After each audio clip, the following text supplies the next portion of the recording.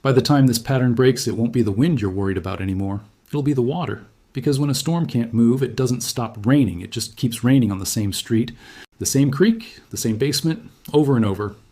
And that is exactly what is about to happen across a massive stretch of this country, starting tomorrow and stretching all the way into next week.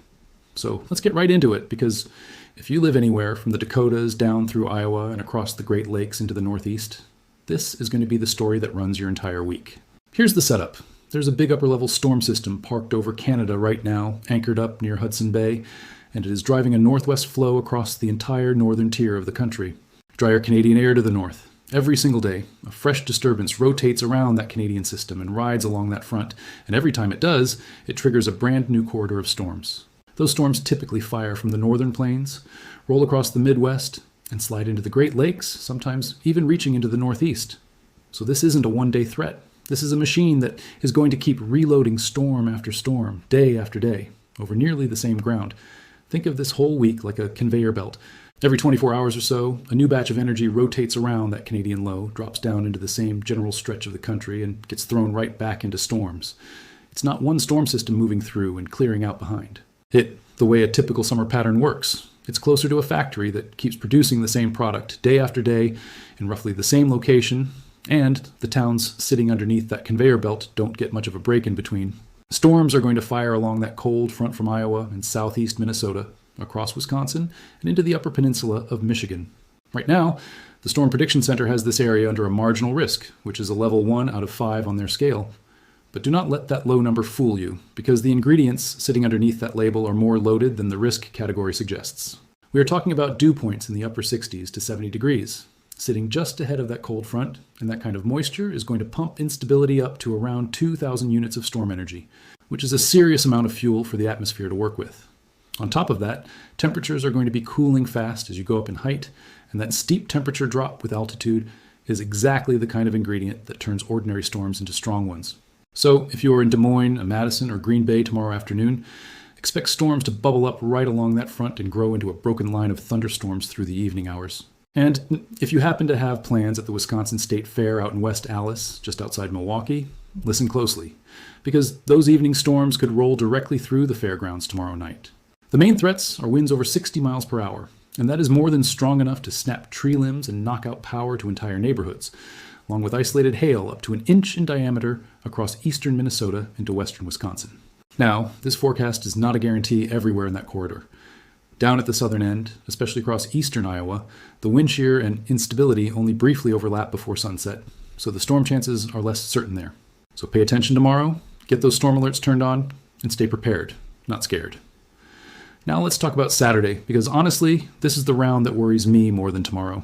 The target zone shifts west into Omaha, Des Moines, Ames, and the surrounding areas, and the setup for an organized, damaging wind complex is even better than what we're expecting tomorrow. The threat is going to cover Nebraska into Iowa and northern Missouri. Storms will fire over Nebraska Saturday afternoon, forming near a warm front and a surface low, with strong daytime heating sitting east of that low, and that combination sets the stage for some genuinely powerful storms. As we move into the evening, a strengthening river of warm, humid air a few thousand feet above the ground takes over, feeding those storms and helping them merge into one large, dangerous complex. That complex could then ride southeast into Iowa or northern Missouri overnight, and damaging wind is going to be the number one threat, with gusts potentially reaching 60 to 70 miles per hour. That is strong enough to flatten entire cornfields and peel shingles right off of rooftops. Now, official probabilities from the forecast models are still relatively low right now, simply because nobody can pin down exactly where that wind corridor is going to set up. But make no mistake, the ingredients are absolutely on the table.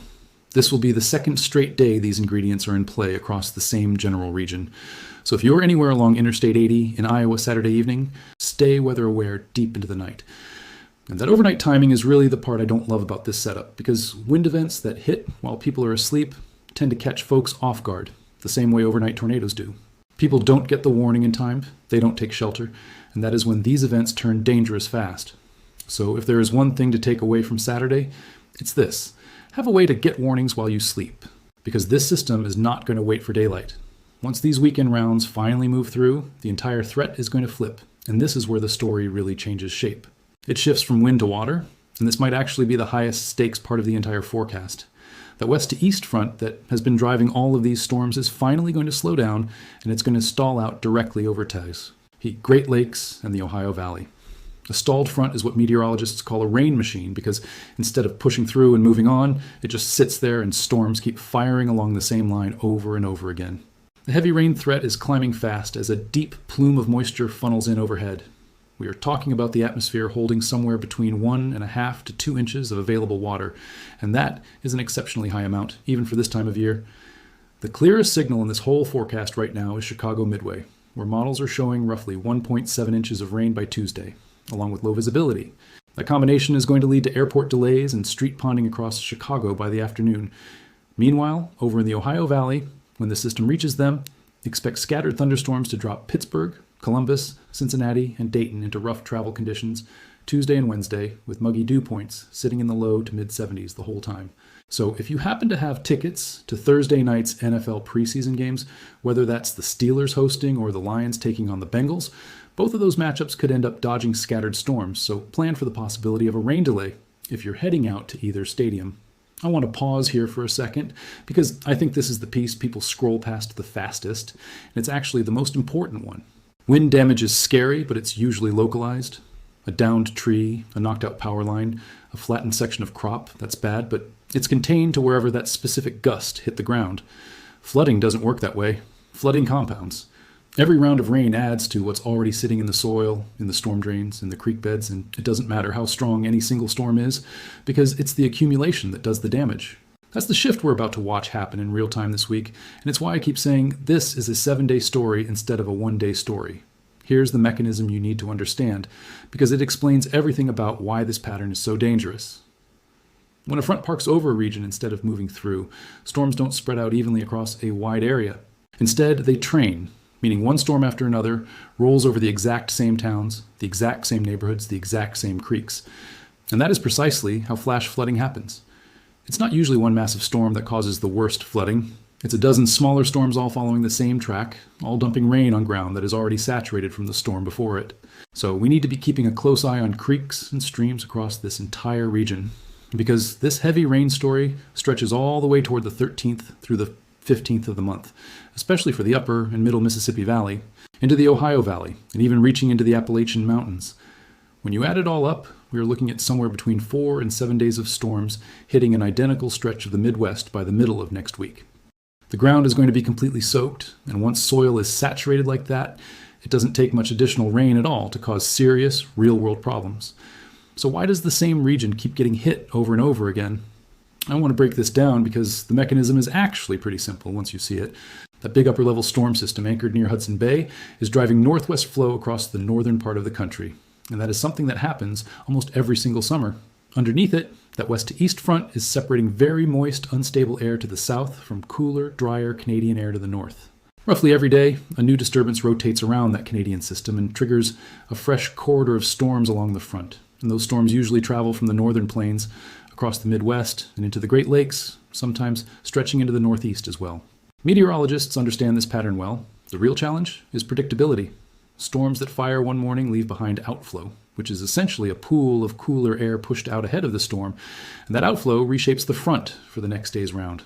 So it becomes incredibly difficult to nail down the exact storm tracks this far out. Honestly, summer is one of the hardest seasons to forecast. Precisely because of this, we're at the mercy of outflow boundaries and small-scale features that the weather models simply don't handle well. Let's move through the rest of the week, day by day, because this pattern keeps shifting geography even as the core threat stays the same. On Sunday, watch Fargo, Sioux Falls, and the Twin Cities, because that's where the corridor sets up next, swinging another storm system into the northern plains and upper Midwest. A deepening low along the Front Range is going to pull a warm front into Iowa and the upper Midwest, bringing scattered showers and embedded thunderstorms with coverage somewhere between 50 and 70% from Saturday night into Sunday. Southerly flow is going to strengthen throughout that period, loading up the upper Mississippi Valley with 1.5 to 1 3/4 inches of atmospheric moisture. The best chances for widespread rain will come Sunday evening into Monday morning, with coverage estimated around 30 to 60%. And once again, anywhere these storms ride the same tracks repeatedly, that heavy rain can translate into localized runoff and flash flooding, particularly in low-lying areas.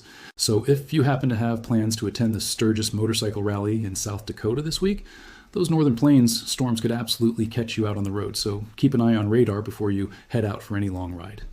Moving into Monday, Cleveland picks up the storm chance, and this looks like the kind of afternoon that could spin up flight delays and send trash cans rolling down city streets. Thunderstorms are also expected to push into New York State, potentially reaching Rochester, Syracuse, and Buffalo Monday afternoon and evening. Monday is essentially when the Great Lakes and Midwest become the next damaging wind corridor, though exactly where the worst wind setup is still fuzzy at this point. Forecasters are watching leftover morning storm clusters closely, since those clusters continue reshaping the front for each following day. Realistically, the stretch from Chicago to Cleveland to Buffalo is looking at a near daily possibility of storms as we move into early next week. So it makes sense to plan every afternoon as if it could turn into a bigger deal than expected. Now, the Midwest isn't the only region dealing with storm risk tomorrow. The Northeast has its own threat brewing, and the bigger complication there is that the ground is already saturated from previous rounds of rain. There is a marginal, level 1 out of 5, severe risk stretching from northern Virginia through Pennsylvania and into southern New York. And that risk area actually expanded overnight to now cover most of eastern New York and western New England as well. Dew points are running in the low to mid-70s, feeding up to 3,000 units of storm energy, which means scattered storm clusters can fire tomorrow afternoon with locally damaging wind gusts. On top of that, the atmosphere is holding over 2 inches of available moisture, so slow-moving, repetitive storms could tip certain spots into flash flooding, especially in locations that have already dealt with flooding recently. If you are in Philadelphia, Washington, D.C., or anywhere in the Hudson Valley tomorrow afternoon, take any downpour seriously, because there's simply nowhere left for that water to go. Let's shift gears for a moment and talk about something happening on the opposite side of the country, because it matters too. Out in Seattle, the air quality index is currently sitting near 175. And if you're not familiar with that scale, that number is bad. That is flat out unhealthy air at the surface, driven by numerous large wildfires burning across the Pacific Northwest and Northern Rockies right now. If you fall into a sensitive group, meaning you have asthma, heart conditions, or other respiratory concerns, keep the windows closed and skip the outdoor workout for now. That ground level smoke is expected to stay trapped near the fires and the Rockies through Saturday. Higher up in the atmosphere, though, that same smoke is going to keep riding the northwest flow toward the east-southeast. That means Minnesota and the Dakotas will see hazy skies, along with some genuinely striking smoke-tinted sunsets. And the good news is that typically comes without the unhealthy air quality actually reaching the surface. Since it stays elevated, we can expect those same smoke-tinted skies drifting over parts of the Midwest on Saturday, as that smoke pushes eastward, possibly even reaching into the Ohio Valley. But here's the part that concerns me most about the fire situation. Fire weather is set to ramp back up tomorrow into Saturday across the northern inner mountain west, with humidity dropping down to somewhere between 10 and 25%, combined with west winds gusting up to 35 miles per hour. Central Washington, western Montana, and central Idaho are the areas to watch closely in this setup, because any new fire that starts under those conditions is going to take off fast. There is even a risk for isolated dry thunderstorms along the Idaho-Nevada border and across southwest Idaho, meaning storms that produce lightning strikes but almost no rainfall at all. That combination is genuinely one of the worst case scenarios for wildfire ignition, since lightning without rain is exactly what sparks new fires in already dry terrain. Now, after all of that, let's end on some good news, because not everywhere is dealing with storms or smoke this week. The best weather in the entire country tomorrow is going to be sitting in Montana. Places like Glasgow, Malta, and Chinook are all scoring beautifully on the nice weather scale. Dry high pressure and essentially cloud-free skies are setting up behind a cold front. High temperatures will run a little warm, somewhere around 88 to 89 degrees, but dew points are staying comfortable, winds will be light, and there's a 0% chance of rain. It's about as ideal as it gets for patio time or an afternoon hike. There is some lingering smoke concern the farther west you travel in the state, but for the most part, thanks to that cold front pushing through, a lot of that haze is going to clear out, at least temporarily. So if you happen to be anywhere in that part of Montana tomorrow, get outside and enjoy it, because this kind of stretch doesn't come around often this time of year. Before we wrap up, I want to say one more thing about how to actually use this forecast, because a week-long outlook like this can feel overwhelming if you don't know what to do with it. You don't need to memorize every city and every threat level I just gave you. What you need is a simple habit. Each morning this week, before you leave the house, take 30 seconds and check the updated outlook for your specific area, because these tracks are going to keep shifting slightly as new disturbances rotate through, and a corridor that looks quiet today can look very different by tomorrow afternoon. That small habit is genuinely the difference between getting caught off guard by a storm and having enough lead time to actually do something about it, whether that means moving your car out from under a tree, delaying a drive, or just knowing where you'd go if a warning popped up in the middle of the night. So here's the big picture as we wrap this up. This entire pattern is being driven by one stubborn upper-level system anchored near Hudson Bay, and as long as it stays parked there, it is going to keep launching fresh disturbances along that front day after day. Tomorrow brings the first wind threat across the upper Midwest. Saturday brings a stronger, more organized wind threat across Nebraska and Iowa, with the added danger of it striking overnight while people sleep. Sunday shifts the corridor north into the Dakotas and Minnesota. Monday pushes the threat east toward Cleveland and into western New York. And running underneath all of it, starting this weekend and stretching well into next week, is the flooding threat, as that same front finally stalls out over the Great Lakes and Ohio Valley and turns into a genuine rain machine. Add in wildfire smoke pouring out of the Pacific Northwest, and you have a country dealing with two very different, very serious weather stories happening at the same time. So if you live anywhere along this corridor, from the Dakotas down through Iowa and Nebraska, across the Great Lakes and into the Northeast, this is not a week to tune out the forecast.